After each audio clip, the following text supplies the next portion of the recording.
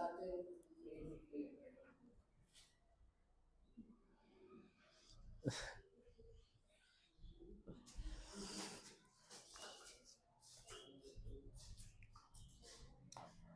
बच्चों, सफलता परिवार में आपका स्वागत है। आज हम class 12th UP board important diagram discuss करने जा रहे हैं। चलिए आइए देखते हैं।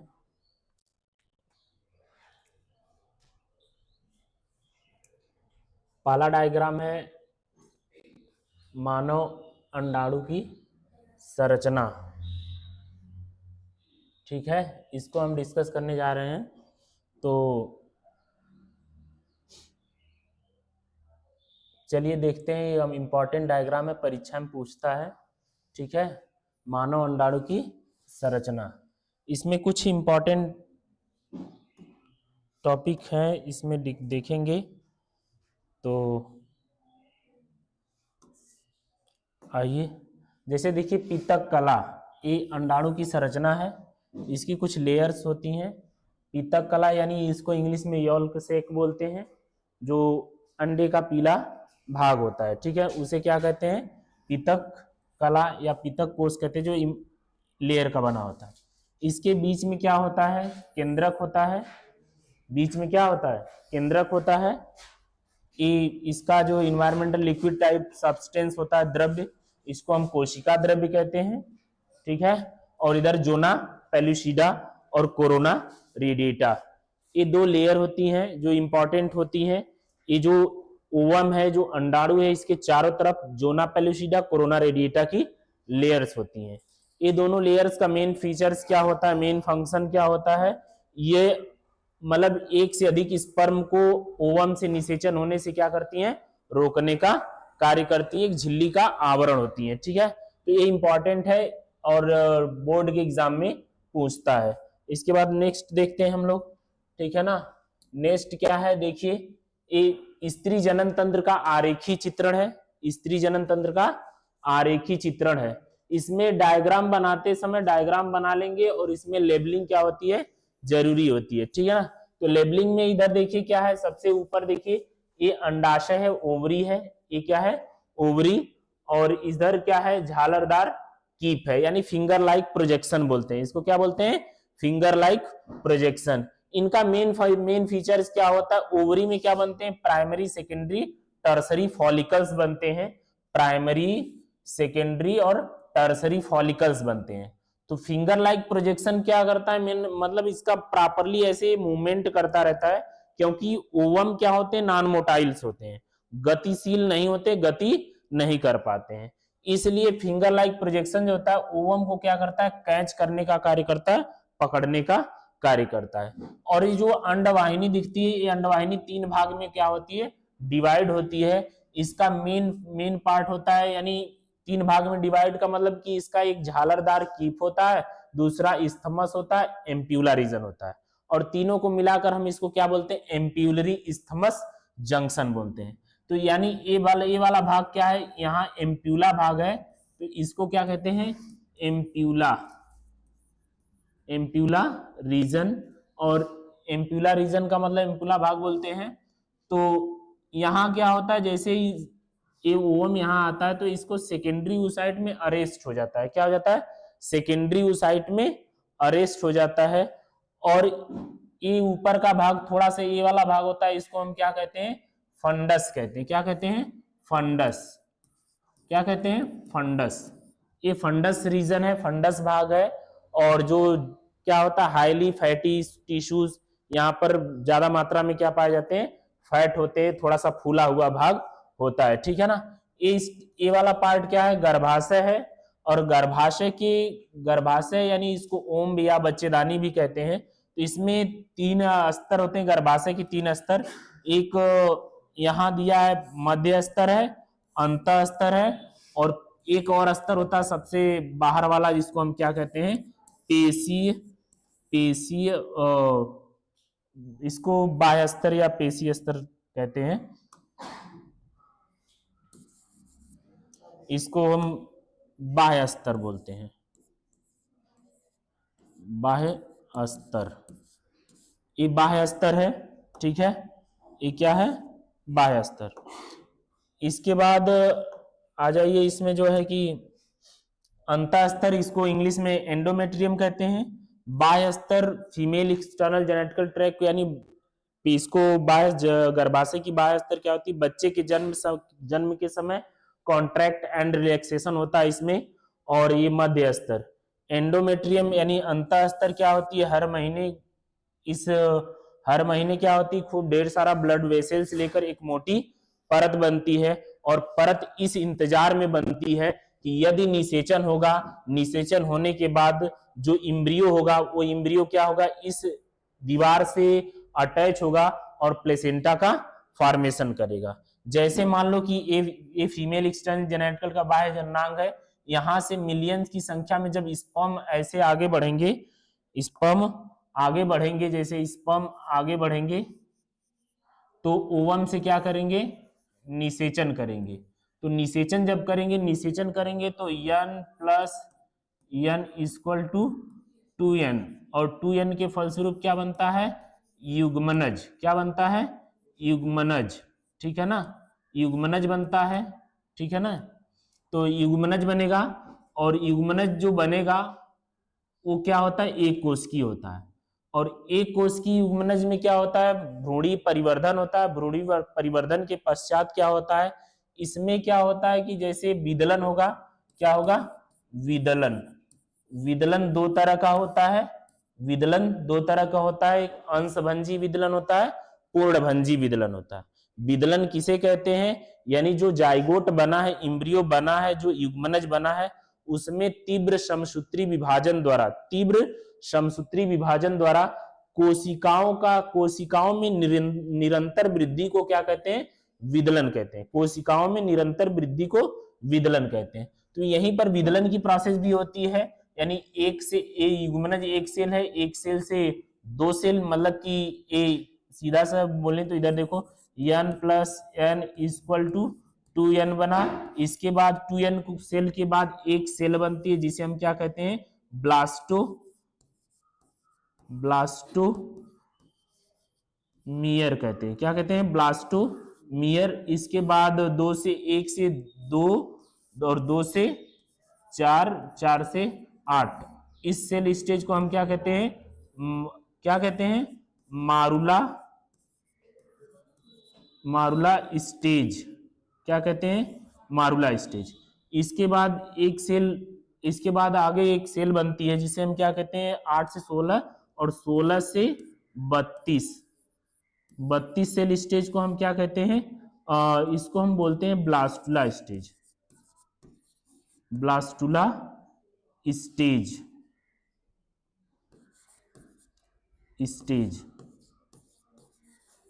ये ब्लास्टुला स्टेज है।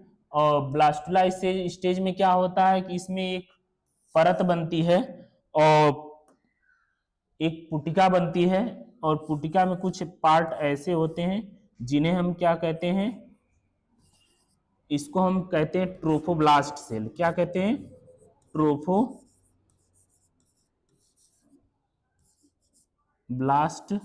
सेल कहते हैं, ट्रोफोब्लास्ट सेल कहते हैं। और इसको क्या कहते हैं, inner cell mass. Inner cell mass का मतलब इसको भ्रूणीय बीज भी कहते हैं।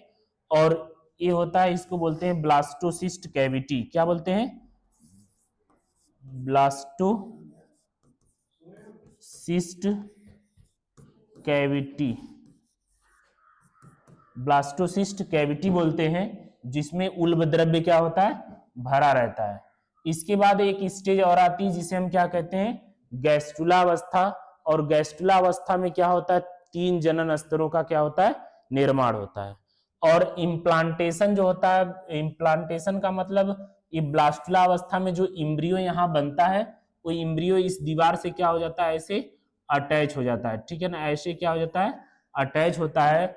और इसके ऊपर 3 लेयर बनती है, और इसको 3 लेयर को हम क्या कहते हैं, इसको क्या नाम देंगे, अपरा बोलते हैं। क्या बोलते हैं, अपरा, यानी प्लेसेंटा बोलते हैं। ठीक है ना। अब प्लेसेंटा किसे कहते हैं, पूछेगा एग्जाम में, प्लेसेंटा क्या होता है, तो placenta maternal foetal connection, it is called placenta, यानी माता और गर्भस्थ शिशु के बीच के आपसी संबंध को ही हम क्या कहते हैं, अपरा कहते हैं।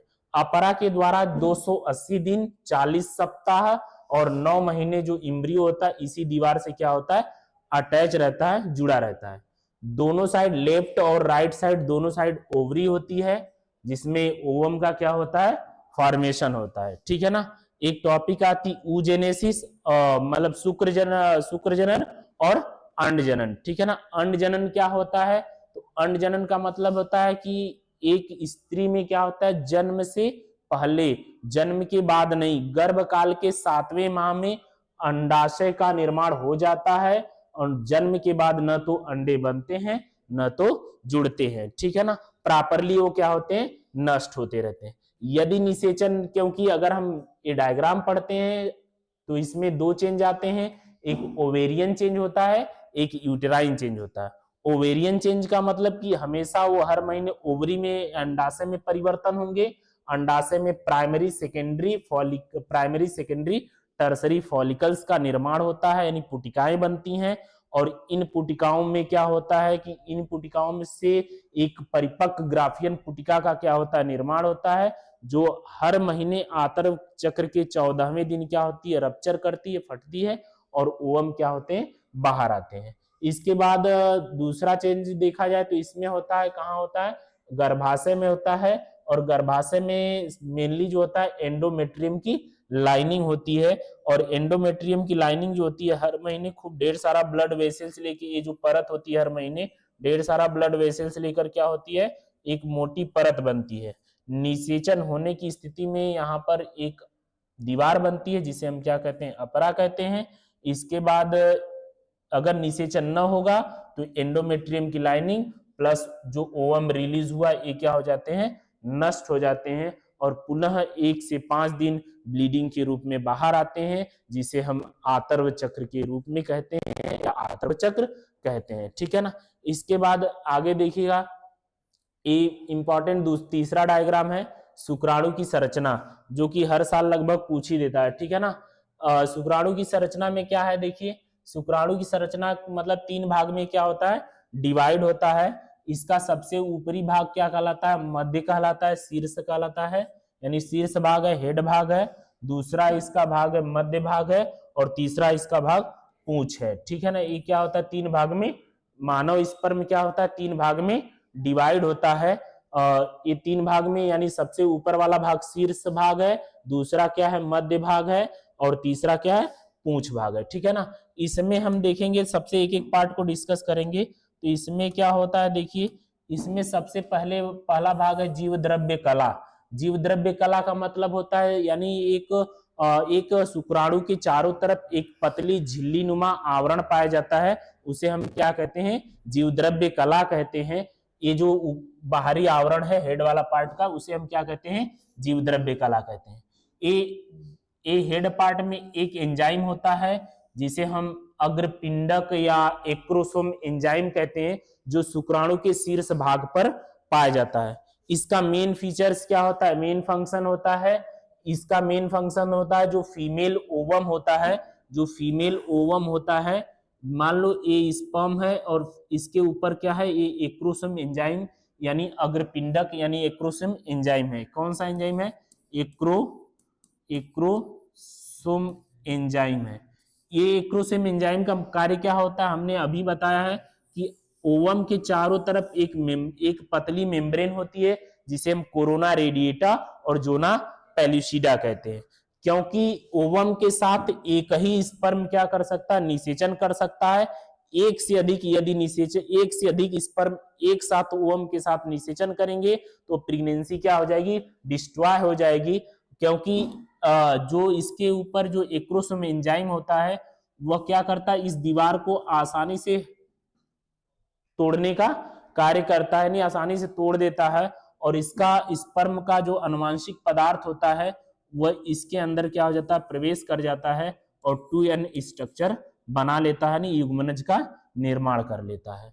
इसके बाद आगे देखेंगे तो इसका ये जो मेन पार्ट है, यहाँ का जो एरिया होता है, इसमें क्या होता है, गुणसूत्रीय पदार्थ होते हैं, डीएनए होता है, जीन होते हैं, ये सब इसमें क्या होते हैं, जेनेटिक मटेरियल अनुवांशिकी पदार्थ होते हैं जो यहाँ पर चले जाते हैं। इसके बाद ये होता है तारक केंद्रक, सेंट्रोसोम होता है, जिसके द्वारा सेंट्रोसोम और ये जो पार्ट है यहाँ शुक्राणु का ग्रीवा भाग है, दूरस्थ तारक केंद्रक, जो कि एक तरह से शुक्राणुओं को गति प्रदान करने में, संचालन करने में क्या करते हैं, सहायता करते हैं। और इसमें गाल्गी बॉडीज भी होती है, जो कि जिसके द्वारा शुक्राणु का शुक्राणु के शीर्ष भाग का क्या होता है, निर्माण होता है। इसके बाद मध्य भाग में क्या है, माइटोकॉन्ड्रिया है, तैरने के लिए ऊर्जा का स्रोत है, ठीक है। इसके बाद पूंछ की सहायता से क्या करते हैं, शुक्राणु गति करते हुए मादा के अंडवाहिनी में क्या होते हैं, प्रवेश करते हैं और निषेचन का कार्य करते हैं। तो इंपॉर्टेंट डायग्राम है, परीक्षा में पूछेगा, ठीक है। आगे देखिए क्या है, आगे देखिए ये क्या है, ये है एक परिपक्व परागकोश की संरचना है, ठीक है ना। परिपक्व परागकोश परिपक्व लघु बीजाणुधानी की संरचना है। इसमें ये भी कभी कभार दो डायग्राम इससे पूछे जाते हैं, एक अपरिपक्व लघु बीजाणुधानी की संरचना पूछता है और एक परिपक्व लघु बीजाणुधानी की संरचना पूछता है। तो यही अगर पूछे परीक्षा में परिपक्व लघु बीजाणुधानी की संरचना का स्वच्छ नामांकित चित्र बनाइए या उसके बारे में लिखिए, तो लघु बीजाणुधानी का मतलब क्या होता है। अगर लघु बीजाणुधानी पूछे तो नर युग्मकोद्भिद के विकास को लिखते हुए आगे बढ़ेंगे, ठीक है ना। अब नर युग्मकोद्भिद क्या होता है, यानी परागण, नर युग्मकोद्भिद दो चरण में पढ़ते हैं हम, परागण पूर्व परिवर्धन पढ़ते हैं और परागण पश्चिम परिवर्धन पढ़ते हैं। परागण पूर्व परिवर्धन का मतलब होता है, यानी परागकोश में ये परागकोश है, ये क्या है, परागकोश है। परागकोश द्विपालित अवस्था में क्या होता है, डिवाइड होता है, बटा होता है परागकोश, ठीक है ना। अब परागकोश में क्या होता है, अगर इसमें देखा जाए तो क्या बन रहे हैं, पराग कण बन रहे हैं। क्या बन रहे हैं, पराग कण। और यह पराग कण जो होते हैं तीन भाग में क्या होते हैं, डिवाइड होते हैं। इसको पहला भाग बोलते हैं परागकोश बोलते हैं, क्या बोलते हैं, परागकोश। दूसरे भाग को हम क्या बोलते हैं, संयोजी बोलते हैं, क्या बोलते हैं, संयोजी। और इसको क्या बोलते हैं, पूतंतु। क्या बोलते हैं, पूतंतु। ये पूतंतु यानी फिलामेंट्स है, ठीक है ना। तो इसमें क्या होता है, यानी प्रत्येक जो परागकोश होता है, इसमें परागकोश में क्या बनते हैं, पराग कण बनते हैं। क्या बनते हैं, इसमें क्या बनते हैं, पराग कण। और पराग कण में क्या होता है, तीव्र समसूत्री विभाजन होता है, या फिर अर्धसूत्री विभाजन कह लें या समसूत्री विभाजन कह लें। तो इसमें क्या होता है, परागकण विभाजित होते हैं, 1 से 2 बनते हैं, 2 से 4 बनते हैं, 4 बनते हैं जिन्हें हम चतुष्क या टेट्राड्स कहते हैं। ये 4 लघु बीजाणुधानियां बनती हैं और इन 4 लघु बीजाणुधानियों में क्या होते हैं, प्रत्येक में क्या होते हैं, परागकण होते हैं। यहाँ क्या है, परागकण। ये परागकोश की भित्ति है। अब इसमें संवहन पुल पाया जाता है। संवहन पुल का मतलब होता है पोषक उत्तक होते हैं जो पराग कणों को क्या करते हैं, लघु बीजाणुओं को क्या करते हैं, पोषण देने का कार्य करते हैं या ट्रांसपोर्ट मटेरियल का कार्य करते हैं, ठीक है। इसके बाद परागकोश की भित्ति क्या होती है, ये भी 3-4 पार्ट में क्या होती है, डिवाइड होती है। सबसे बाहर वाली बाह्य भित्ति होती है, दूसरी एंडोथीसियम होती है, सबसे अंदर की क्या होती है, टेपिटम होती है। क्या होती है, सबसे अंदर वाली लेयर क्या होती है, टेपिटम होती है। क्या होती है, टेपिटम। और टेपिटम का कार्य क्या होता है, आप लोग जानते हैं।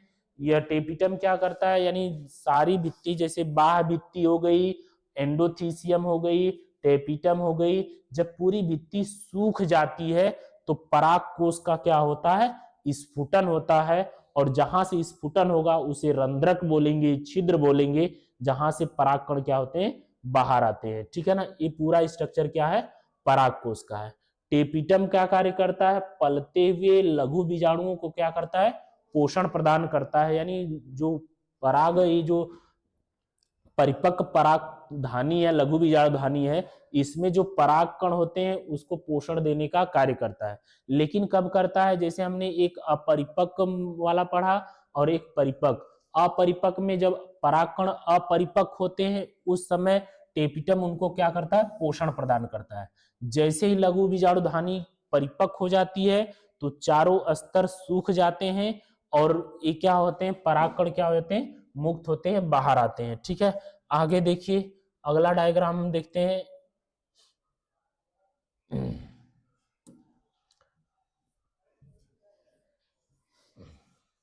अगला डायग्राम इसी में है, देखिए परागकोश की अनुप्रस्थ काट स्फुटन से पहले, परागकोश की अनुप्रस्थ काट स्फुटन से पहले, मतलब स्फुटन से पहले का मतलब परागकोश में परागकण अभी है, अभी परागकोश का स्फुटन नहीं हुआ, स्फुटन में परागकोश से परागकण मुक्त नहीं हुए हैं। तो इसमें परागकोश की अनुप्रस्थ काट में स्फुटन से पहले देखिए इसमें भी वही है, संवहन पुल यहाँ दिखाया गया है। ठीक है ना, ये बाह्य त्वचा है, ये मध्य परत है, ये टेपिटम है। ठीक है ना, बाह्य त्वचा, मध्य परत, टेपिटम। हमने बताया टेपिटम का कार्य क्या है, पलते हुए लघु बीजाणुओं को पोषण प्रदान करता है। ये परागकोश की जो परागधानियां होती हैं, 4 परागधानियां होती हैं, तो चारों परागधानी में क्या होते हैं, लघु बीजाणु मातृ कोशिका होती है। क्या होती है, लघु बीजाणु मातृ कोशिका। अब लघु बीजाणु मातृ कोशिका या परागकण को हम नर युग्मकोद्भिद की क्या कहते हैं, प्रथम कोशिका मानते हैं। ये पूरा क्या है, परागकोश। तो याद रखिएगा 2 चित्र इसके इंपॉर्टेंट हो गए और परीक्षा में पूछे जाते हैं। एक परिपक्व परागधानी या परिपक्व लघु बीजाणुधानी की संरचना, एक अपरिपक्व लघु बीजाणुधानी की संरचना।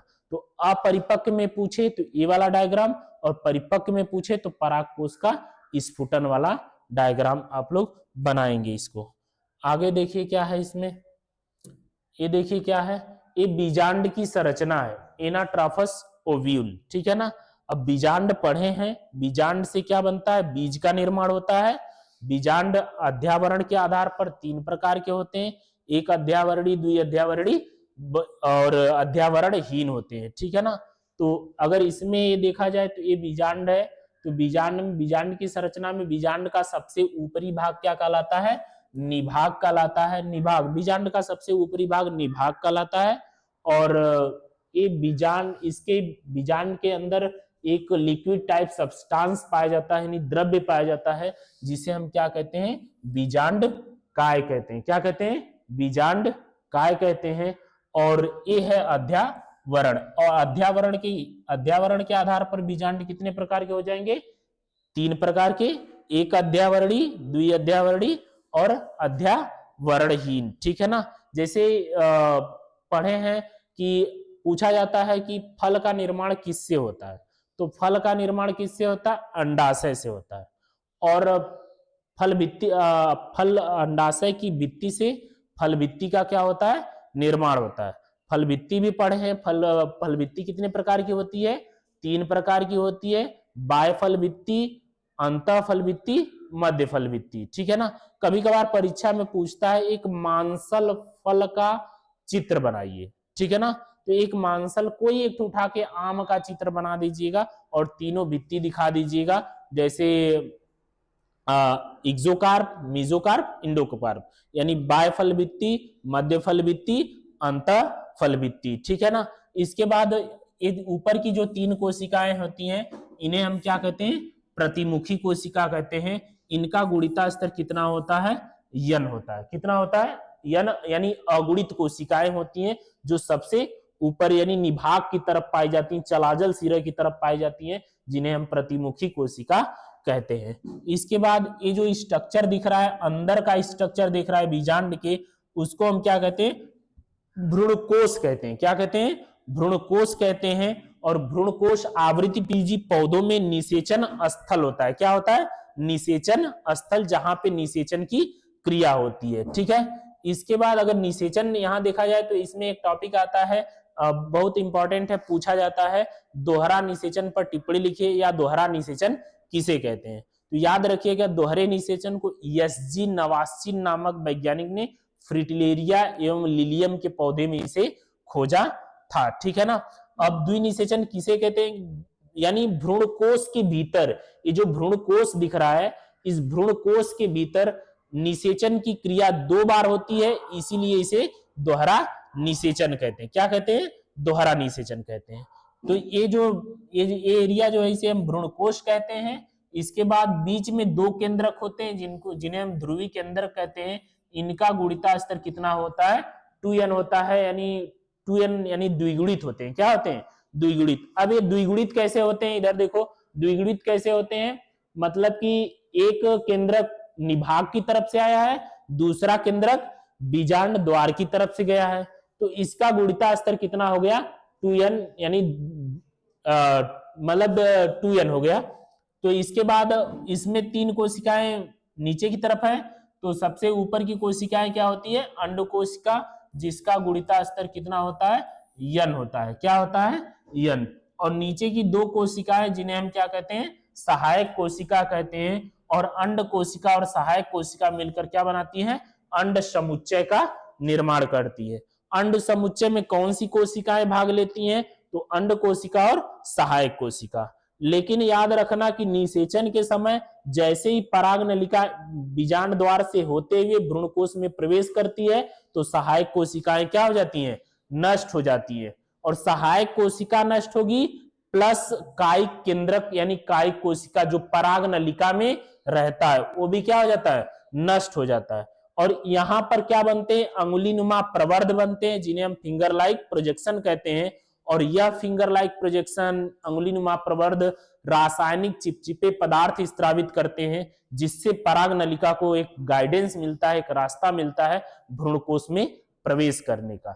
जैसे ही भ्रूणकोश में पराग नलिका प्रवेश करती है, तो इस पराग नलिका में क्या होते हैं, 2 नरयुग्मक। तो याद रखना, एक नरयुग्मक का गुणिता स्तर n होता है, n plus n equal to 2n, और 2n के फलस्वरूप क्या बनता है, युग्मनज बनता है, युग्मनज। और युग्मनज जब बनता है तो इस घटना को क्या कहते हैं, सत्य निषेचन कहते हैं। क्या कहते हैं, सत्य निषेचन। क्या कहते हैं, सत्य निषेचन। क्या कहते हैं, सत्य निषेचन बोलेंगे।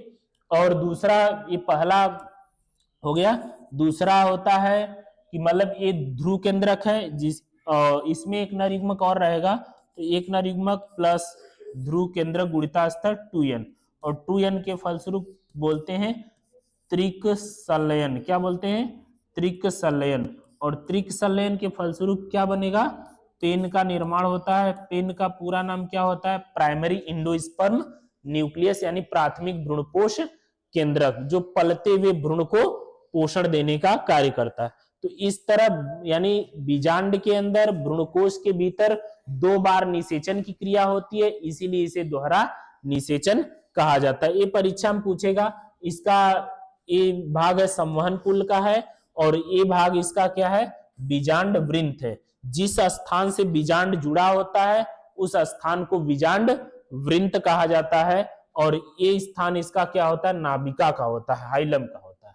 आगे देखिए ये क्या है, ये इंपॉर्टेंट डायग्राम ये भी है, परागकण तथा अंकुरण तथा पराग नलिका का विकास। आप इससे 2 क्वेश्चन पूछे जाएंगे। कई तरह से क्वेश्चन बन सकते हैं, जैसे आवृत बीजी पौधों में लघु बीजाणु के निर्माण की प्रक्रिया का सचित्र वर्णन कीजिए, या फिर पूछ सकता है कि नरयुग्मकोद्भिद के विकास की क्रिया का सचित्र वर्णन कीजिए। ठीक है ना, या नरयुग्मकोद्भिद के विकास को चित्रों की सहायता से वर्णन कीजिए, लिखिए। ठीक है ना, तो इसमें देखिए नरयुग्मकोद्भिद का विकास है, पुष्पीय पौधों में नरयुग्मकोद्भिद का विकास है। ये परागकण की संरचना है, ये वाला जो डायग्राम दिख रहा है ये परागकण की क्या है, संरचना है। परागकण को हम क्या कहते हैं, नरयुग्मकोद्भिद की प्रथम कोशिका मानते हैं। क्या मानते हैं, नरयुग्मकोद्भिद की प्रथम कोशिका। अब इसमें कुछ पार्ट्स हैं, देखिए ये सबसे बाहर अंदर वाली जो लेयर होती है इसे हम क्या कहते हैं, अंतःचोल, इंग्लिश में इंटाइन कहते हैं। इसके बाद ये बाह्यचोल होती है, ठीक है, इसको एक्साइन कहते हैं। ये परागकण की सबसे बाहरी परत जो बाह्यचोल होती है, ये स्पोरोपोलिनिन नामक द्रव्य से क्या होती है, निर्मित होती है। स्पोरोपोलिनिन नामक पदार्थ से क्या होती है, निर्मित होती है, और परागकण को लंबे समय तक सूखने से, सड़ने से, गलने से बचाने का कार्य करती है, और इसी को हम कहते हैं बाह्यचोल। और दूसरा क्या, अंतःचोल जो होती है ये पेप्टोसेलुलोज की बनी होती है, पेप्टोसेलुलोज की बनी होती है। आगे चलकर ये क्या करती है, पराग नलिका का निर्माण करती है। इसके बाद ये देखो पार्ट क्या है, कोशिका द्रव्य का है। कोशिका द्रव्य क्या होता है, यानी कोशिका के भीतर पाए जाने वाले द्रव्य को, द्रव्य लाइक सब्सटेंस को हम क्या कहते हैं, कोशिका द्रव्य कहते हैं, ये चारों तरफ। इसके बाद ये केंद्रक है, और यहाँ कुछ पार्ट में क्या होते हैं, जैसे आवृत्ति बीजी पादपों में जनन छिद्र होते हैं, और जनन छिद्रों के माध्यम से ही पराग नलिका क्या होती है, बाहर निकलती है।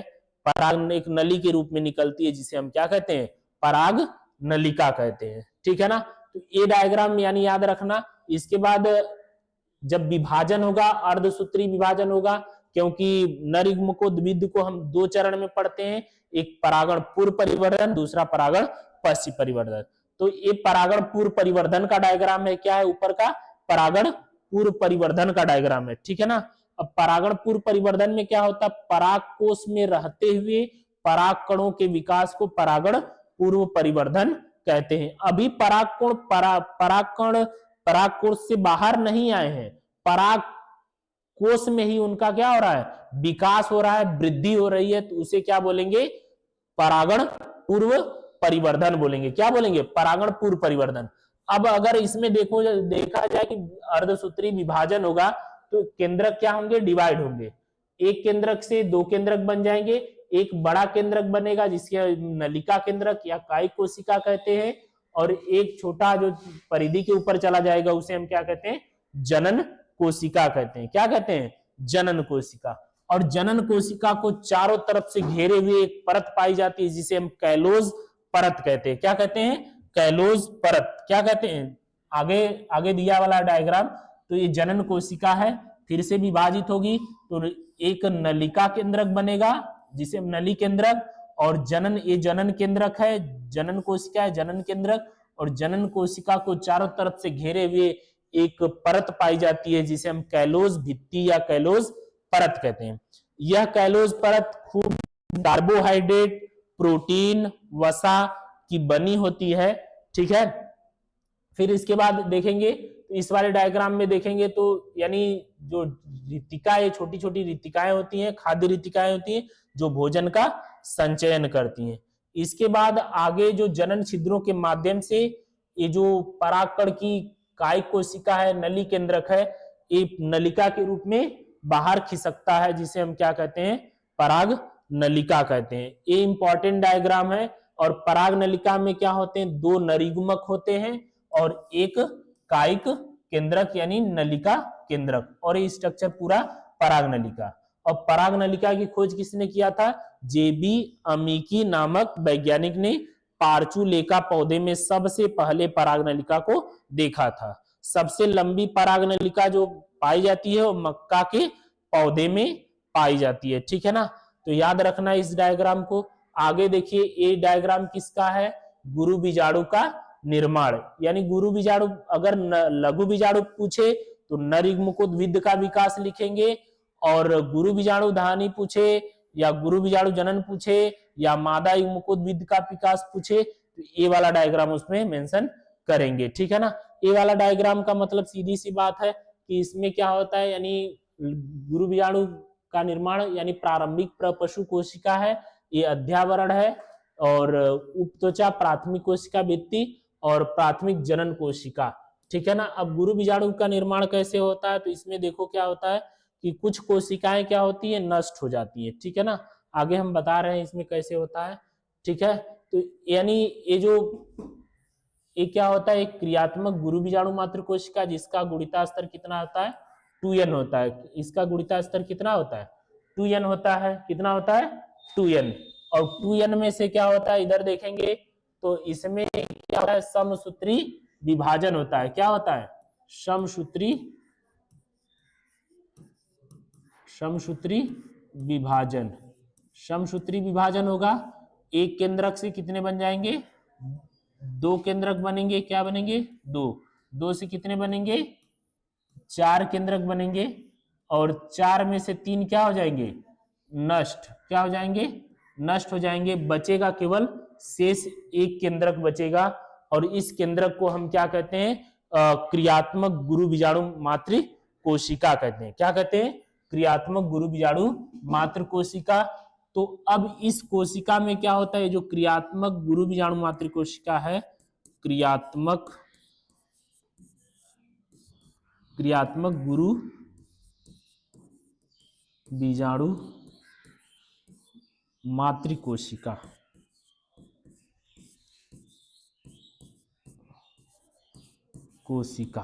ठीक है। इसका गुणिता स्तर अब कितना होगा, n होगा, क्योंकि ये 3 कोशिकाएं नष्ट हो गई, शेष बचा 1 है। तो 1 में क्या होता है, 1 में कोशिका पहले तो समसूत्री विभाजन होगा, और समसूत्री विभाजन के अंतर्गत क्या होगा, केंद्रक का विभाजन होगा। किसका विभाजन होगा, केंद्रक का, यानी ये समसूत्री विभाजन, और इसमें केंद्रक का विभाजन। किसका विभाजन हो रहा है, केंद्रक का विभाजन, ठीक है ना। जब केंद्रक का विभाजन होता है तो एक केंद्रक से कितने केंद्रक बनते हैं, 2 केंद्रक। कितने केंद्रक बनेंगे, 2 केंद्रक। ये इसका हिस्सा क्या है, निभाग है, क्या है, निभाग, ठीक है ना। ये हिस्सा किसका है, बीजांड द्वार, और इसको 2 केंद्र की अवस्था बोलेंगे। क्या बोलेंगे, 2 केंद्र की अवस्था, 2 केंद्र की अवस्था बोलेंगे। इसके बाद फिर से विभाजन की क्रिया होगी, समसूत्री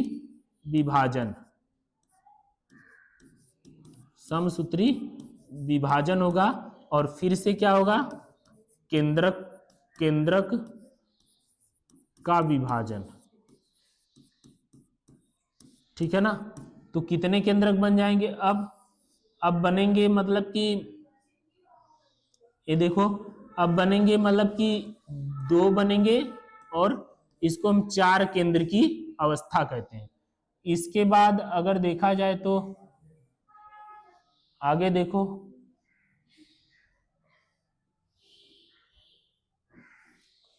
हाँ चलो आगे ही देखो, तो इसमें क्या है, 4 केंद्र की अवस्था बोलेंगे। इसके बाद एक सेल बनेगी, फिर से मतलब कि अर्धसूत्री विभाजन ये हो गया है, ये पहला था, ये दूसरा है, और ये तीसरा है, ठीक है ना। तीसरा अर्धसूत्री समसूत्री विभाजन होगा, इसमें समसूत्री विभाजन, और इसके अंतर्गत क्या होगा, केंद्रक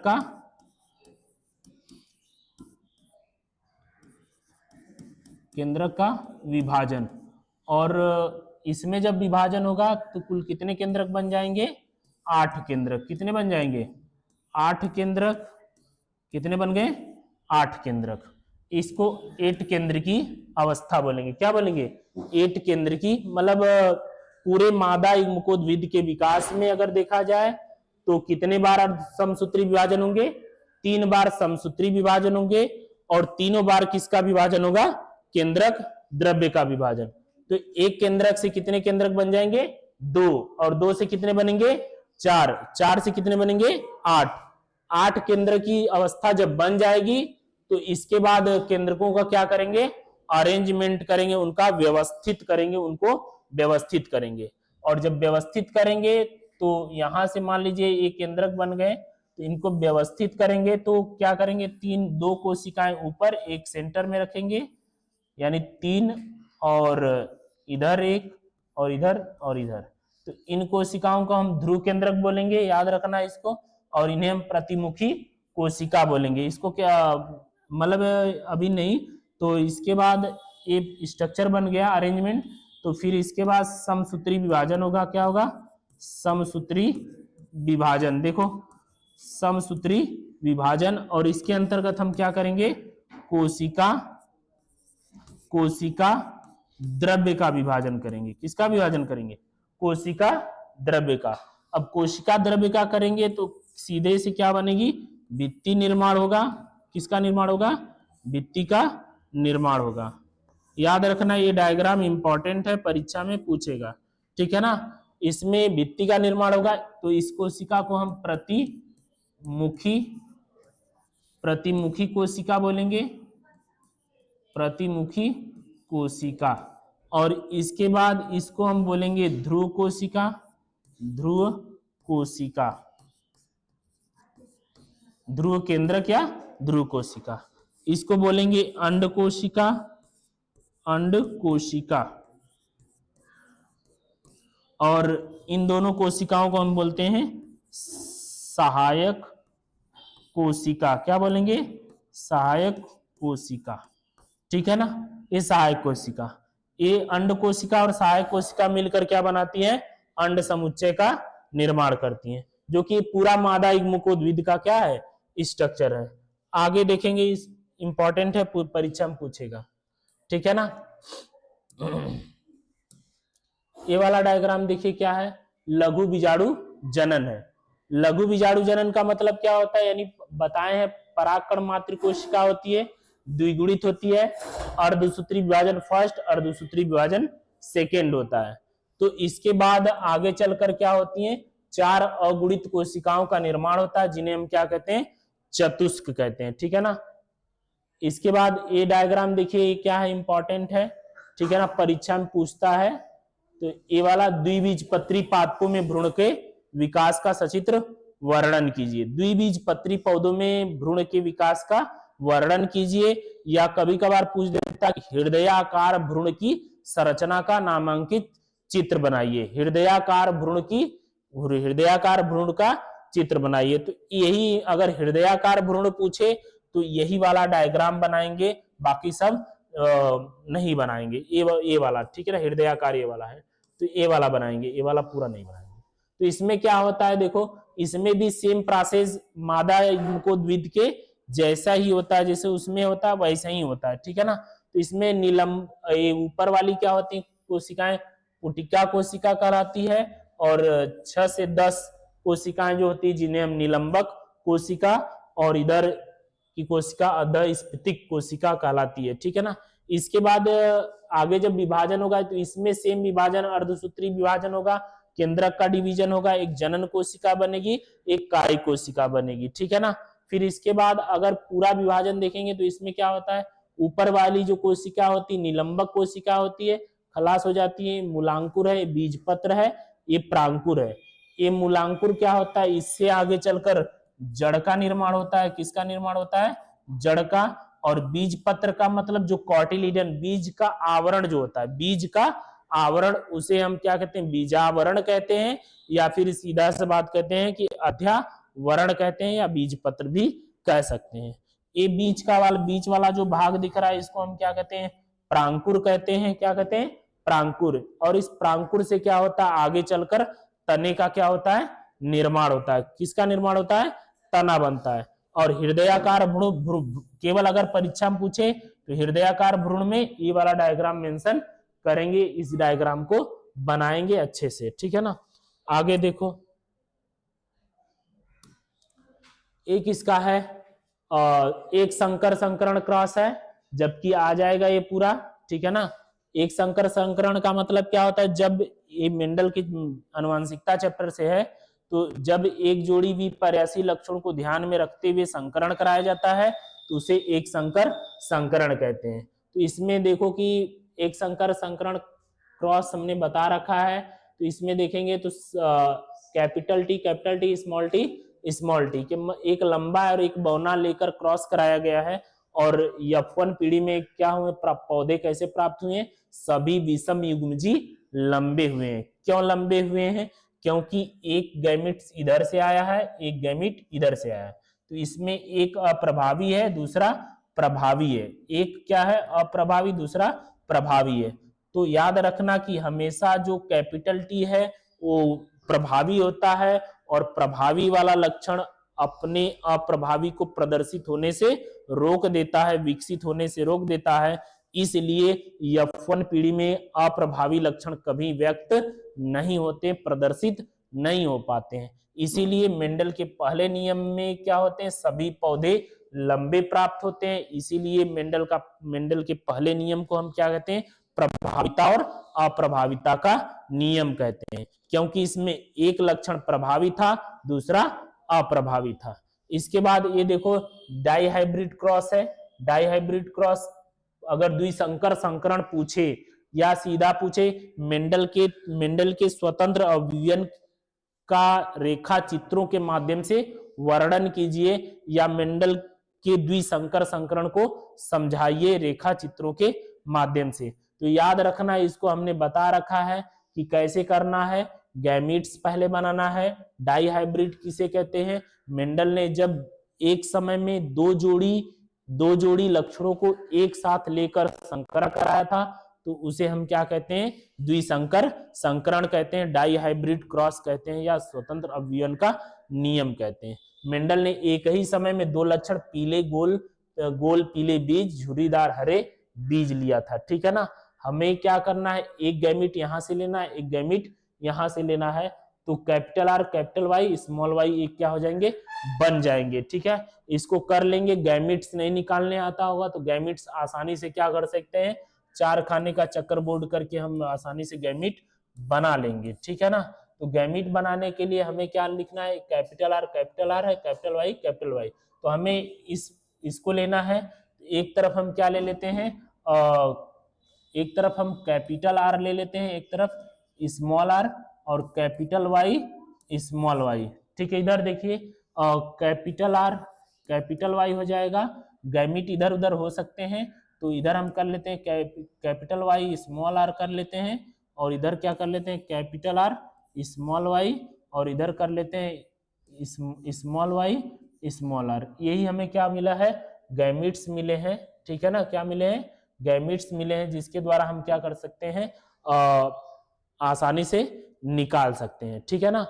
ये आराम से कर लेंगे आप लोग। इसमें देखिए क्या है? एक लक्षण प्रारूप अनुपात है जिसका 9 संबंधी 3, 3 संबंधी 3, 3 संबंधी 1 होता है अनुपात। लक्षण प्रारूप अनुपात होता है। क्या होता है? लक्षण प्रारूप अनुपात। दूसरा क्या होता है? जीन प्रारूप अनुपात। अब जीन प्रारूप अनुपात को निकालने के लिए हमें इस पूरे चक्करबोर्ड को क्या होता है? ध्यान से देखना होता है।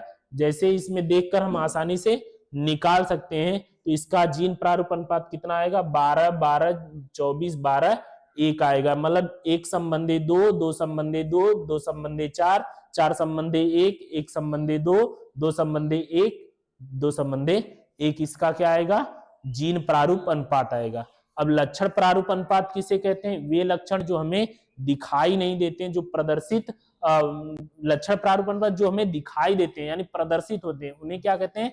लक्षण प्रारूप अनुपात कहते हैं। और वे लक्षण जो हमें दिखाई ही नहीं देते, प्रदर्शित ही नहीं होते, उन्हें क्या कहते हैं? जीन प्रारूप अनुपात कहते हैं। ठीक है, आगे देखिए क्या है? अपूर्ण प्रभाविता। ठीक है ना। अपूर्ण प्रभाविता और सह प्रभाविता दो ठो है। मेंडल के एक्सेप्शन है। अपूर्ण प्रभाविता लाल और सफेद पुष्प के मध्य संकरण कराया गया। इधर देखिए, लाल पुष्प और सफेद पुष्प के मध्य संकरण कराया गया। तो एक गैमिट्स यहां से, एक गैमिट यहां से, तो हमें गुलाबी पुष्प प्राप्त हुए। फिर इसमें हमने क्या कराया? स्वसंकरण। स्वसंकरण का मतलब यानी F1 पीढ़ी का क्रॉस F1 पीढ़ी के साथ कराया गया, तो उसे क्या कहते हैं? स्वसंकरण कहते हैं। क्या कहते हैं? स्वसंकरण कहते हैं। और इसमें देखिए कि अगले पीढ़ी में जब कराया गया क्रॉस, तो हमने वही चार खाने का चक्कर, कैपिटल आर एक तरफ लिया गया, कैपिटल आर दूसरे तरफ स्मॉल आर, इधर कैपिटल आर स्मॉल आर, यानी इसमें इसी का क्रॉस करा दिया गया। तो कैपिटल आर मतलब लाल पुष्प प्राप्त हुआ। दूसरा कैपिटल आर स्मॉल आर पुष्प कैसा था? गुलाबी पुष्प प्राप्त हुआ। और स्मॉल इसमें भी देखिए कैपिटल आर स्मॉल आर, तो ये भी गुलाबी, और ये पूरी तरह से क्या हो गया? सफेद पुष्प प्राप्त हो गया। क्या हो गया? सफेद पुष्प प्राप्त हो गया। तो यहाँ मेंडल का नियम फॉलो नहीं करता है, क्योंकि जैसे वहां देखेंगे तो ये प्रभाविता और अप्रभाविता था, तो मतलब कि ये प्रभावी है तो ये अप्रभावी है। तो अब इस वाले में प्रभावी वाला लक्षण व्यक्त ही नहीं हो पा रहा है। ठीक है ना, व्यक्त ही नहीं। तो अगर ऐसा होता तो ये जो गुलाबी पुष्प है, ये गुलाबी पुष्प है, ये भी क्या होते हैं? लाल होते हैं। क्या होते हैं? लाल होते हैं। तो इसका जो अनुपात मेंडल के अनुसार आता वो 3 संबंधी 1 आता कि नहीं आता? 3 संबंधी 1 लक्षण अनुपात देखते हैं तो 3 आता, 3 संबंधी 1 आता। लेकिन यहाँ देखा जाए तो लक्षण प्रारूप तथा जीन प्रारूप अनुपात कितना आता है? 1 संबंधी 2, 2 संबंधी 1 ही आएगा। चाहे लक्षण प्रारूप अनुपात पूछे चाहे जीन प्रारूप अनुपात पूछे तो इतना ही आएगा। अगर सह प्रभाविता पूछे, अपूर्ण प्रभाविता पूछे परीक्षा में, अपूर्ण प्रभाविता, बस इतना करके आराम से लिख देंगे। एग्जाम्पल में मिराबिलिस जलापा 4 o'clock प्लांट यानी स्नैपड्रैगन या गुलबास भी कहते हैं इसको, ठीक है ना। आगे देखिए, कर लेंगे इसको, ठीक है ना। देखिए ये क्या है, मानव में लिंग निर्धारण प्रक्रिया, इंपॉर्टेंट क्वेश्चन ये भी है, लगभग हर साल कुछ न कुछ इससे पूछ देता है। चाहे हमने कल बताया था मधुमक्खी में लिंग निर्धारण पूछ सकता है, ज्यादातर यही दो क्वेश्चन पूछे जाते हैं, मानव में लिंग निर्धारण की प्रक्रिया का वर्णन कीजिए या फिर अगुणित द्विगुणित प्रकार के लिंग निर्धारण की प्रक्रिया का वर्णन कीजिए, या फिर पक्षियों में भी पूछ सकता है ZZ ZW प्रकार का लिंग निर्धारण बताइए, ठीक है ना। तो मानव में लिंग निर्धारण का मतलब एक तरफ मादा है, एक तरफ नरिग्मक है, मादा युग्मक नरिग्मक क्रॉस कराएंगे, एक क्रॉस कराने के बाद एक पुत्री पुत्र पुत्री पुत्र, यानी पूरा जो लिंग निर्धारण का अनुपात होता है पूरे संसार में जो अनुपात आता है वो कितना आता है, एक संबंधे एक का अनुपात में प्राप्त होगा। लिंग निर्धारण का अनुपात कितना होता है, एक संबंधे एक का। अगर देखा जाए गुणसूत्र की बात करें तो लिंग निर्धारण के आधार पर गुणसूत्र कितने प्रकार के होते हैं, दो प्रकार के होते हैं, एल्लोसोम होता है, ऑटोसोम, यानी एक होता है लिंग गुणसूत्र होता है, दूसरा अलिंग गुणसूत्र। लिंग गुणसूत्रों की संख्या दो होती है, XY, ठीक है ना, और जबकि अलिंग गुणसूत्रों की संख्या 22 + 22 यानी 22 मेल में 22 फीमेल में, टोटल 44 गुण, जिन्हें हम क्या कहते हैं, अलिंग गुणसूत्र कहते हैं। यानी वे गुणसूत्र जो लिंग निर्धारण की क्रिया में भाग नहीं लेते हैं उन्हें अलिंग गुणसूत्र कहते हैं, और वे गुणसूत्र जो लिंग निर्धारण का कार्य करते हैं उन्हें लिंग गुणसूत्र कहते हैं, और लिंग गुणसूत्र X और Y होते हैं, ठीक है ना। आगे देखो क्या है, आगे डीएनए की आणविक संरचना या डीएनए अणु की संरचना, ये डायग्राम किसका है, वाटसन एवं क्रिक द्वारा प्रस्तावित क्या है, डीएनए है, वाटसन एवं क्रिक द्वारा दिया गया डीएनए। वाटसन एवं क्रिक ने सन 1953 में डीएनए का डबल हेलिक्स दोहरा द्विरज्जुकी मॉडल प्रस्तुत किया था, ठीक है ना। और इसके पहले फ्रैंकलिन रोजालिन ने यक्स विवर्तन के माध्यम से डीएनए अणु को उन्होंने देखा था, ठीक है। इन्हें नोबेल पुरस्कार से भी सम्मानित किया गया था। अब देखा जाए तो ये डीएनए अणु की संरचना है, तो इसका सबसे डीएनए का सबसे ऊपरी भाग क्या होता है, 20 एंगस्ट्रॉम या 20 नैनोमीटर का होता है, 20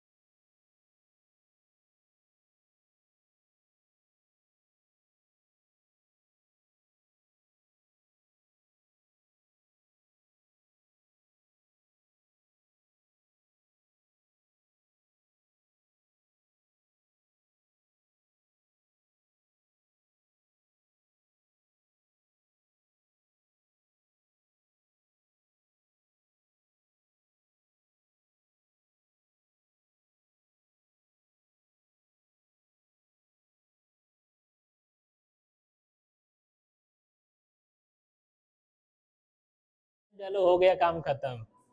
हाँ, है कि नहीं? और एक दिन में बटोर जाएगा धीरे सब्सक्राइबर अच्छे से। चलिए देखिए, डीएनए अणु की संरचना, हम इसके बीच में दीर्घ खांच है और लघु खांच, यानी एक छोटी खांच एक बड़ी खांच जिसको हम कहते हैं। इसके बीच में एटीसीजी का सीक्वेंस होता है और इसके बीच में क्या होते हैं, हाइड्रोजन बंध होते हैं। क्या होते हैं? हाइड्रोजन हाइड्रोजन बंध, ठीक है ना? जानते हैं हाइड्रोजन बंध क्या होता है, बहुत वीक होते हैं, कमजोर होते हैं, इसको आसानी से तोड़ा जा सकता है। और हाइड्रोजन बंध को तोड़ने के लिए कौन सी एंजाइम का प्रयोग किया जाता है? हेलिकेज। किसका? हेलिकेज एंजाइम का क्या किया जाता है? प्रयोग किया जाता है, जिसके माध्यम से हम नाइट्रोजन क्षारकों के मध्य डीएनए के हाइड्रोजन बंध को आसानी से तोड़ सकते हैं, ठीक है ना? तो ए और टी के बीच कितना बंध होते हैं? 2 बंध होते हैं। और जीसी के मध्य कितने बंध होते हैं? 3 बंध होते हैं, ठीक है ना? और बगल की लेंथ देखेंगे तो 3.4 एंगस्ट्रॉम और ऊपर कितना होता है? 34 एंगस्ट्रॉम इसकी लंबाई होती है। अगर इसमें दूसरा एक और डायग्राम ऐड करें तो इसके बीच हम अगर ऐड कर सकते हैं, तो इसके बीच में देखो कौन एक डायग्राम है जिसको हम नॉर्मली ए और प्लस, मतलब कि देखो इसमें क्या है, अगर हम कहें ए और डबल बॉन्ड टी और इधर क्या है जी और ट्रिपल बॉन्ड सी और टी डबल बॉन्ड ए और जी ट्रिपल बॉन्ड सी, और इधर देखा जाए तो टी और डबल बॉन्ड ए और सी डबल बॉन्ड जी। इतना हो गया। अगर एक सिरा इसका 5 प्राइम मान लेते हैं, दूसरा सिरा 3 प्राइम। अगर ये 3 प्राइम है तो इसको 5 प्राइम कर लेंगे और इसको 3 प्राइम कर लेंगे, ठीक है ना? तो मतलब आ जाएगा इसमें, देख लीजिएगा, ठीक है ना? ये 3 प्राइम है तो ये 5 प्राइम हो जाएगा। तो देखिए इसमें क्या है, अगर इसके साथ ऐड क्या करना है, हमें ऐड करना है, सबसे पहले क्या ऐड करेंगे इसमें, और शुगर यानी शर्करा ऐड करेंगे। ये शर्करा ऐड करते हुए चले जाएंगे, ठीक है? ये शर्करा ऐड करेंगे, इधर शर्करा ऐड करेंगे, इधर शर्करा, ठीक है? ठीक है, इसके बाद फास्फोरिक अम्ल जोड़ देंगे,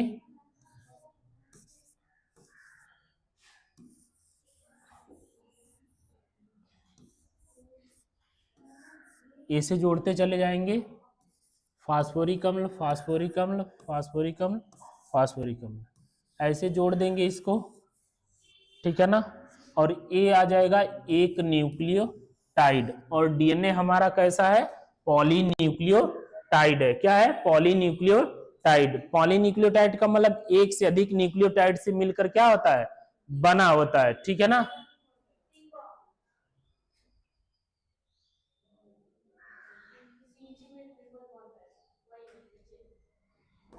ठीक है, तो इसको क्या बोलेंगे?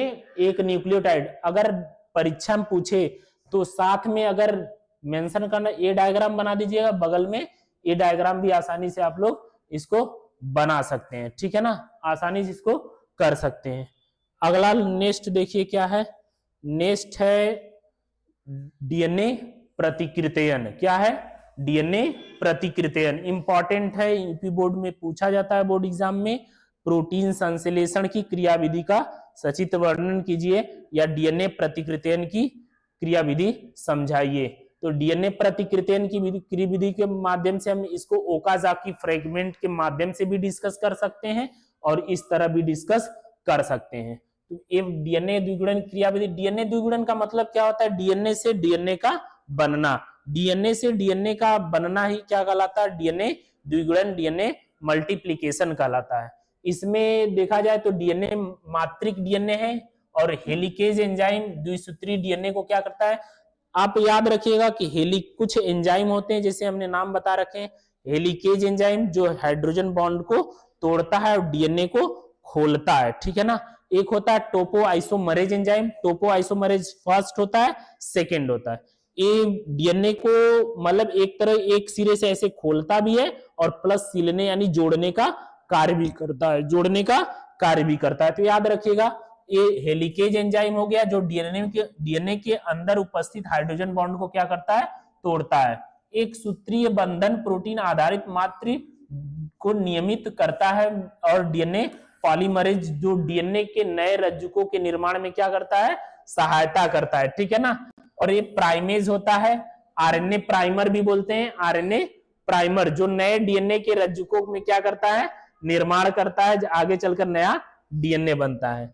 ये डीएनए प्राइमर है, डीएनए द्विगुणन ओकाजाकी फ्रेगमेंट्स यानी डीएनए के छोटे छोटे खंडों को क्या कहते हैं, ओकाजाकी खंड कहते हैं। एग्जाम में पूछेगा डीएनए द्विगुणन की क्रियाविधि को समझाइए, ठीक है ना।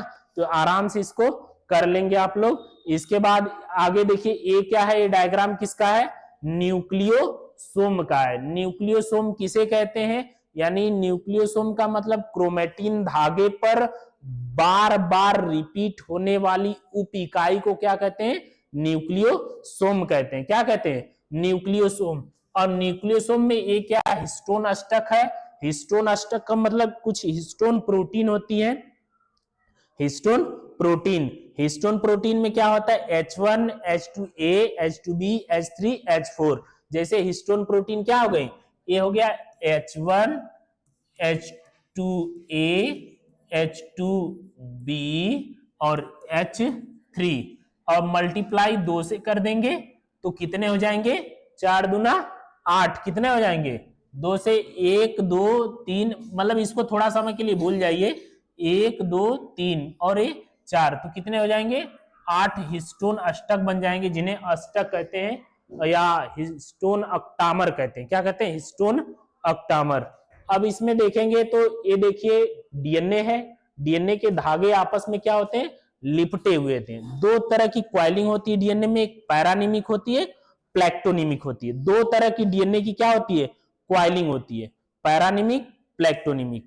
अब अगर हम कहें इसको एक तरह से क्वेश्चन और पूछा जाता है कि डीएनए पैकेजिंग की क्रियाविधि बताइए, ठीक है ना, डीएनए की पैकेजिंग बताइए। डीएनए की पैकेजिंग करना का मतलब डीएनए को पैक करने की विधि को क्या कहते हैं, डीएनए पैकेजिंग कहते हैं। क्या कहते हैं, डीएनए पैकेजिंग। जैसे मान लो कि 2.2 मीटर का डीएनए है और उसे एक छोटे से सेल में क्या करना है, पैक करना है, तो उतने बड़े डीएनए को छोटे सी कोशिका में पैक करने की विधि क्या कहलाती है, डीएनए पैकेजिंग कहलाती है। जैसे एकदम सादी भाषा में समझो कि जो पतंग उड़ाने वाले जो धागे होते हैं उसको एक छोटे से काइट व्हील जो गिर्री होती है उसमें आसानी से उसको फोल्ड करके भर दिया जाता है उतने बड़े धागे को। उसी तरह उतने बड़े डीएनए को क्या किया जाता है, इस न्यूक्लियोसोम की सहायता से उसमें फोल्ड करके क्या किया जाता है, ऐड किया जाता है, और इसीलिए इसे क्या कहते हैं, न्यूक्लियोसोम हिस्टोन अष्टक कहते हैं। इसके बाद इसमें देखो ये पूरा स्ट्रक्चर अगर देखा जाए तो इसको क्या बोलते हैं, H1 प्रोटीन जो डीएनए के धागों को क्या करता है, बांधने का कार्य करता है। इसको लिंकर डीएनए कहते हैं। लिंकर डीएनए दो डीएनए को आपस में जोड़ने वाले डीएनए को क्या कहते हैं, लिंकर। लिंक करने वाला डीएनए लिंक करता है, जोड़ने का कार्य करता है, तो लिंकर डीएनए कहते हैं। हिस्टोन कोर का यानी इसकी लंबाई, इसकी लेंथ कितनी होती है, 11 नैनोमीटर का होता है, यानी इसका नीचे का देखा जाए तो 5.5 नैनोमीटर। ये लिंकर डीएनए, ये हिस्टोन अष्टक है, 4 में क्या हो गए, डिवाइड हो गए, ठीक है ना। ये परीक्षा में पूछता है। आगे देखो क्या है, आगे डायग्राम में देखो लास्ट है, ये देखो मानव इंसुलिन उत्पादन के चरण। मानव इंसुलिन की क्रियाविधि एग्जाम में पूछता है, ठीक है ना। तो हमें क्या लेना है, ये देखो ये डायग्राम है मानव इंसुलिन की संरचना में। ये जो डायग्राम है इसमें दिया है एक प्लाज्मिड है।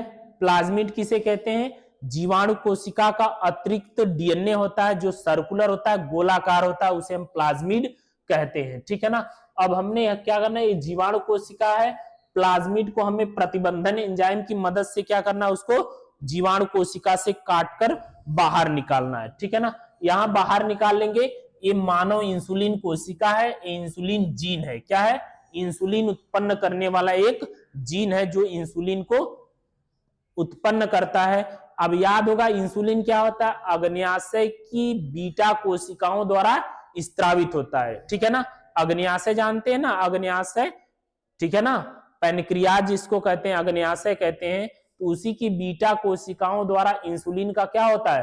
प्रोडक्शन होता है। ठीक है ना? तो इसके बाद इस प्रतिबंधन एंजाइम ये जो प्लाज्मिड है, इस प्लाज्मिड को हम प्रतिबंधन एंजाइम द्वारा थोड़ा सा कट कर लेंगे, यानी कटा हुआ प्लाज्मिड बोलेंगे। अब काटते क्यों हैं? क्योंकि प्रतिबंधन एंजाइम जो होता है दो प्रकार का होता है, एक्सोन्यूक्लियस, एंडोन्यूक्लियस। यानी एंडोन्यूक्लियस क्या होता है? डीएनए के विशिष्ट भाग को क्या करता है?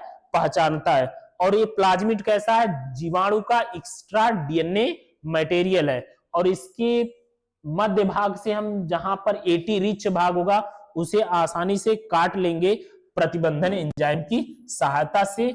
इसको बोलेंगे चिपचिपा छोर बोलेंगे। और इस इंसुलिन को, जीन को हम यहाँ क्या कर लेंगे? निकाल लेंगे यहां से। और इस जीन को इस प्लाज्मिड यानी कटे हुए प्लाज्मिड के साथ क्या करेंगे? जोड़ देंगे। क्या करेंगे?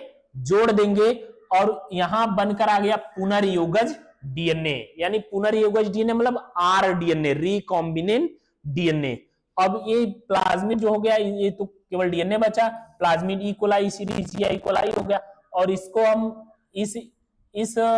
ये जो डीएनए है, ई कोलाई जीवाणु है, इसके साथ इस पुनर्योगज डीएनए को हम क्या करेंगे? जोड़ देंगे। यहां देखिए इसको इसके साथ जोड़ दिया गया। और जोड़ने के लिए लाइगेज अन्य एंजाइम का प्रयोग किया जाएगा। अब इसे हम पुनर्योगज डीएनए का द्विगुणन बोलेंगे। इसके बाद किण्वीय पेय पदार्थ के रूप में अभियांत्रिकी क्लोनिंग द्वारा इसको पुंज मतलब एकत्र कर लेंगे। और फिर एक परिपक्व इंसुलिन का क्या करते हैं? निर्माण करते हैं। यानी पुनर्संयोजित इंसुलिन बनकर क्या हो जाता है? तैयार हो जाता है। और यह परीक्षा में इंपॉर्टेंट में डायग्राम है, पूछेगा। इसके बाद देखिए क्या है? एचआईवी की संरचना। अब एचआईवी क्या होता है? याद रखिएगा, यानी यह एक यौन संचारित रोग है। परीक्षा में पूछेगा कि किन्हीं दो यौन संचारित रोग पर टिप्पणी लिखिए, या सीधा दे देगा सिफिलिस, गोनोरिया, कुछ भी दे देगा, उस पे टिप्पणी लिखने के लिए पूछेगा। या फिर पूछ देगा एसटीडी क्या है? एसटीडी क्या है? किन्हीं दो यौन संचारित रोगों पर टिप्पणी लिखिए, या किन्हीं दो यौन संचारित रोगों की रोकथाम और उपचार का बताइए। ठीक है ना? तो एसटीडी क्या होता है? वह रोग होते हैं जो एक व्यक्ति से दूसरे व्यक्ति के संपर्क के माध्यम से पहले फैलते हैं, जिन्हें हम क्या कहते हैं? सेक्सुअली ट्रांसमिटेड डिजीज कहते हैं। क्या कहते हैं? Sexually transmitted. ये जो एचआईवी वायरस का स्ट्रक्चर है, इसका जो जेनेटिक मटेरियल होता है एसएस आरएनए होता है। क्या होता है? SS RNA. एसएस आरएनए का मतलब क्या होता है? एसएस आरएनए का मतलब सिंगल स्ट्रैंडेड आरएनए। क्या होता है? सिंगल स्ट्रैंडेड आरएनए, एक रज्जु की आरएनए होता है। ठीक है ना? एक रज्जु की आरएनए होता है। और इसमें जो ऊपर की जो पिन लाइक हेडेड पार्टिकल्स दिख रहे हैं, ये लिपिड प्लस प्रोटीन के क्या होते हैं? बने होते हैं। यही इस एचआईवी वायरस की एक तरह से जान माने जाते हैं। और इसी को हमारा जो डब्ल्यूबीसी सेल्स है, डब्ल्यूबीसी कोशिकाएं हैं, वो पहचानने में क्या होती हैं? असमर्थ हो जाती हैं। क्या हो जाती हैं? असमर्थ हो जाती हैं। और इसके जो घुंडियां बनी होती हैं ग्लाइकोप्रोटीन्स की बनी होती हैं। और यहाँ पर क्या होता है? रिवर्स ट्रांसक्रिप्टेज एंजाइम होता है। रिवर्स ट्रांसक्रिप्टेज एंजाइम का मतलब होता है, क्योंकि वायरस जो होते हैं, वायरसों का आनुवंशिक पदार्थ क्या होता है? ज्यादातर आरएनए होता है और बहुत कम मात्रा में डीएनए होता है। दोनों एक साथ नहीं रहते, या तो डीएनए होगा या तो आरएनए होगा, दोनों एक साथ नहीं रहेंगे। ठीक है ना? तो वायरसों में क्या होता है? प्रतिकृतियन की क्रिया बहुत तेजी से होती है। जितने ज्यादा ये वायरस क्या करते हैं? बहुत तेजी से क्या करते हैं? रेप्लिकेट करते हैं, प्रतिकृतियन करते हैं और तेजी से आगे बढ़ते हैं। और जितना प्रतिकृतियन करेंगे उतने घातक बनते चले जाते हैं। तो एचआईवी वायरस जो होता है, जैसे ही हम मानव शरीर में पहुंचता है तो T4 लिम्फोसाइट कोशिकाओं को टारगेट बना लेता है। ठीक है ना? उसको सबसे पहले क्या देता है? मार देता है, जिससे T4 लिम्फोसाइट क्या है? ये डब्ल्यूबीसी की कोशिकाएं होती हैं। WBC में एक बी लिम्फोसाइट कोशिका, एक टी लिम्फोसाइट कोशिका है। टी लिम्फोसाइट कोशिकाओं का मेन फीचर्स क्या होता है, मेन फंक्शन होता है, ये बाहर से आने वाले पैथोजन को रिकॉग्नाइज करती हैं, पहचानने का कार्य करती हैं। लेकिन HIV वायरस जैसे ही शरीर में प्रवेश करता है, ये सबसे पहले इसको क्या देगा, मार देता है, ताकि WBC की कोशिकाएं वायरस को रिकॉग्नाइज न कर पाए।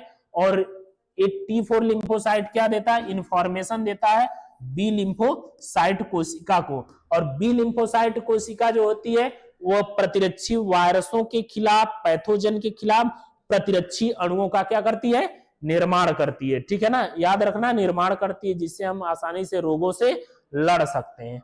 अब HIV वायरस सबसे पहले कहां देखा गया था, तो USA में देखा गया था। कहां देखा गया था, USA, अमेरिका में देखा गया था। कुछ नव युवक में जो नशीले पदार्थ या अन्य चीजों का सेवन करते थे, उनमें यह देखा गया था। ठीक है ना, सेक्सुअली ट्रांसमिटेड डिजीज।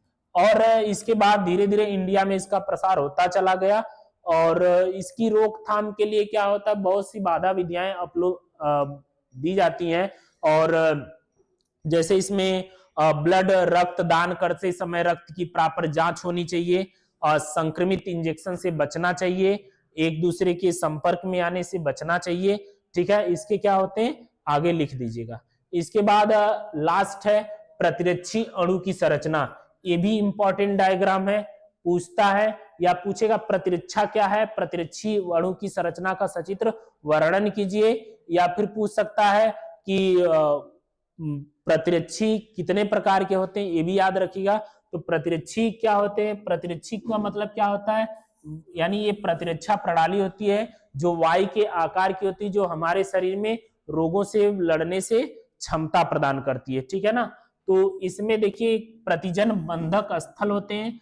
प्रतिजन और एंटीजन और एंटीबॉडीज क्या होती है, प्रतिजन और मतलब वही एंटीजन और एंटीबॉडी। एंटीजन जो होता है हम बाहर से भी ले सकते हैं और हमारे शरीर, हमारे ब्लड में भी बनते हैं।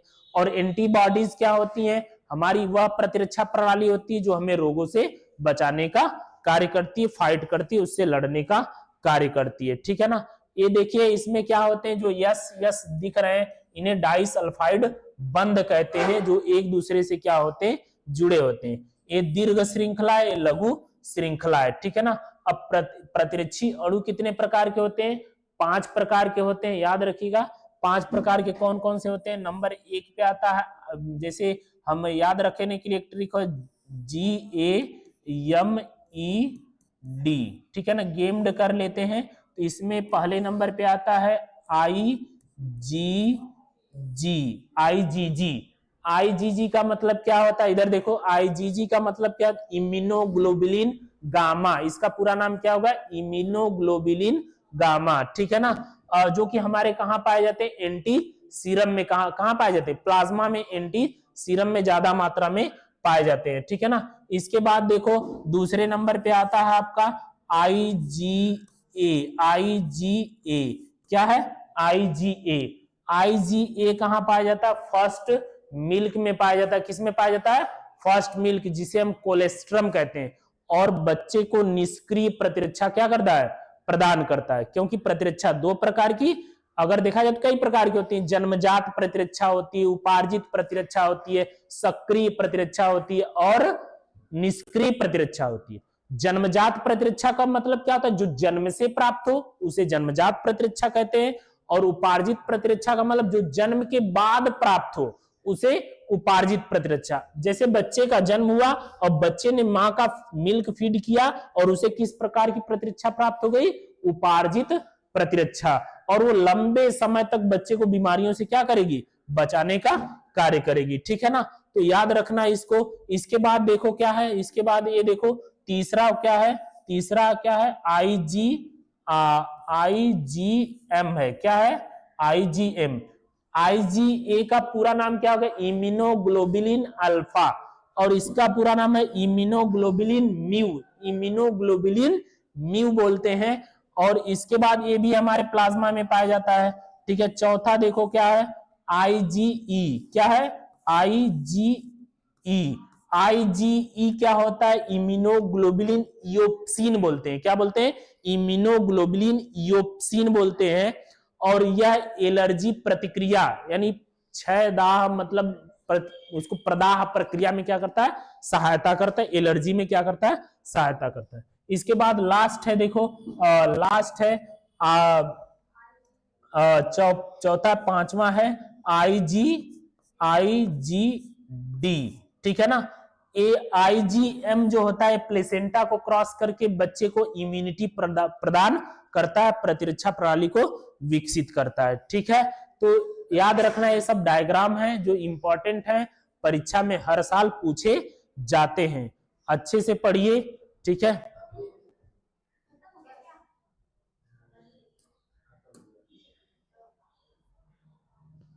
चलो ये तो हो गया ना। ये डीएनए का डीऑक्सीराइबोज शर्करा है, इसको भी देख लेते हैं। डीऑक्सीराइबोज शर्करा कभी कभार पूछता है कि डीएनए की रासायनिक संरचना बताइए या आरएनए की रासायनिक संरचना। तो कुछ नहीं करना है, बस इतना देखना है, ये थोड़ा सा ध्यान में बैठा लेना, ठीक है ना। इसके सेकेंड कार्बन पे विधिवत देखना, ये सेकेंड कार्बन है, इधर देखो, इसके कार्बन पे जो एक ऑक्सीजन क्या होता है? अनुपस्थित। मतलब एक ऑक्सीजन हो गया, दो ऑक्सीजन हो गया, तीन और चार, मतलब एक ऑक्सीजन क्या होता है यहाँ पर? अनुपस्थित हो जाता है। इसीलिए डीएनए में डीऑक्सीराइबोज शर्करा होती है। जबकि आरएनए को देखेंगे तो आरएनए के सेकेंड कार्बन पे 5 ऑक्सीजन ग्रुप क्या होते हैं? उपस्थित होते हैं, इसीलिए उसमें राइबोज शर्करा होती है, ठीक है ना। बस इतना याद रखिएगा, हो जाएगा, ठीक है। बंद कर दो।